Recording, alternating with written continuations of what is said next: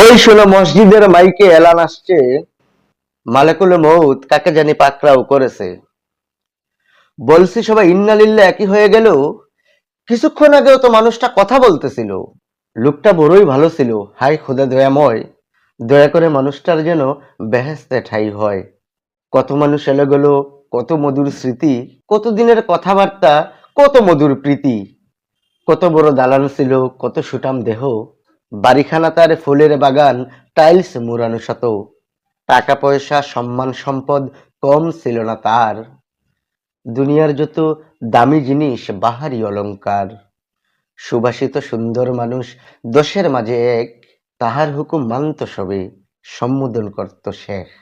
ওই তো দেখো পালকি এলো, সবাই হলো জড়ো, কুরআন শরীফের আয়াত পড়ে মাগফিরাত কামনা করো। ভয়ঙ্কর সাপ বিচ্ছু পোকামাকড় এই দেহ খাবে, কত কিছুই ছিল তাহার, সবই পরে রবে। উপকারে আসবে না কিছু অন্ধকারে কবরে, হাসর মিজান পুলসিরাত তবে কে তরিয়ে নিবে। কেমন করে থাকবো বলো এই অতল মাটির ঘর, একাই তুমি পরে রবে, সবাই হবে পর।